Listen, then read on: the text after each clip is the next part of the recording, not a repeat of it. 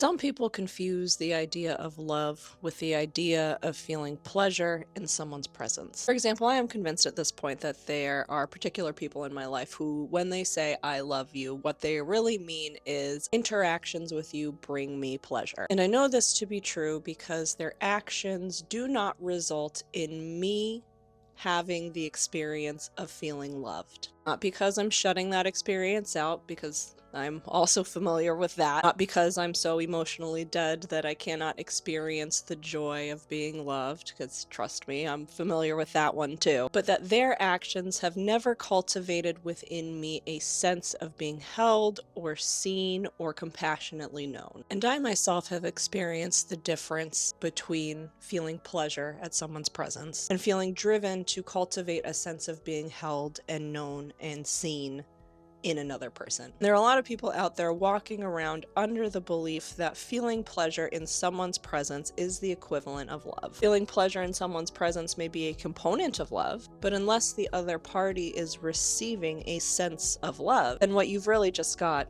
is a sense of pleasure. This is true of any type of relationship that you might use the word love for, whether it's romantic, friendship, or parental, what have you. And I myself realize that I've spent a good deal of time chasing pleasure of presence, when what I was really looking for is the feeling that happens when somebody else is selflessly, compassionately, making you feel loved through their own desire to see you and hold you and know you for who you are and what you are in all of your wholeness.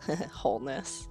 And that was very confusing to me for a very long time. I think a big reason I spent so much time not recognizing the difference between the two is because of how I grew up. And what I received throughout my childhood that was labeled love did not leave me feeling a sense of being loved. I understood love to be the person saying the word love, experiencing pleasure in the presence of the other person. So the recipient's experience had nothing to do with what love was. It was a one-way street. So as long as I felt pleasure in the presence of another person, it was safe to say that I loved them, even if my actions did not result in that person feeling held or seen or loved. And that frankly resulted in me making a lot of stupid decisions because I was trying to fill this empty pit, this sense I was seeking of being held and known and seen and loved by another person, with the much more basic sense of simple pleasure in someone else's presence, which is so easy to confuse with a good time or sexual attraction or other types of things that are pleasurable but are not necessarily love. So now that I am officially a GILF in my ripe old age, I strive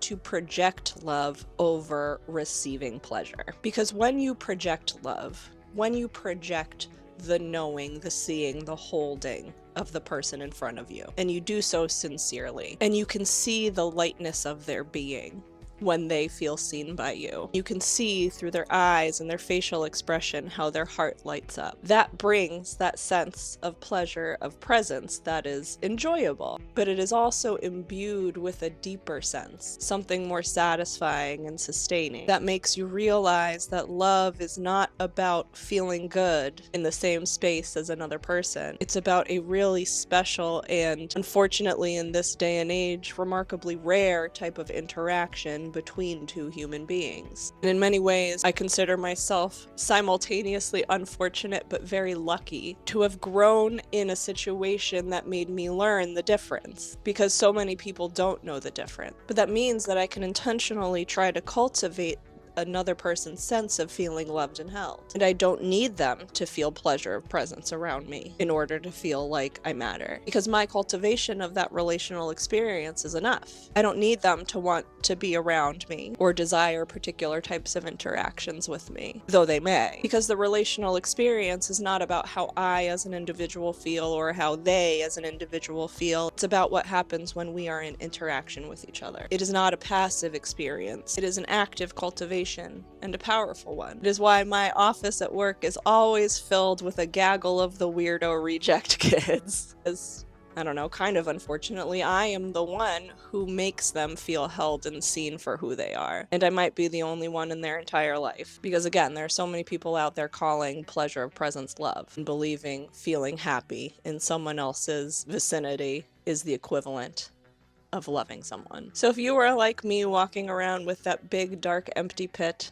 insatiable, desiring something you think you want but have never had, so you're not really sure, my advice to you is this: don't seek to fill that pit with pleasure of presence. It'll never get filled. Trust me, I've tried. I've been trying to fill that hole for a very long time, baby. But it's so huge. Unfillable. You get a Buick in there. And more. Speaking metaphorically, of course. Instead, seek to cultivate in that other person the thing that you want to feel. And it will come back to you eventually. Not everyone is capable of doing that. You'll find a lot of people along the way who are not capable of reciprocating that. They're not interested, or they haven't learned how. The world is full of that. More of that than the thing that I'm talking about. But there is still deep satisfaction in seeing the receipt of love on another person's face. When you can see them know that they are safe and held and known. To me, that's tremendously more valuable than being desired or the simple pleasure of presence. It's the most powerful feeling in the world. So go out there and make people feel loved. It won't fill the pit because a bottomless pit is, unfillable, but it will make you realize that you don't have to.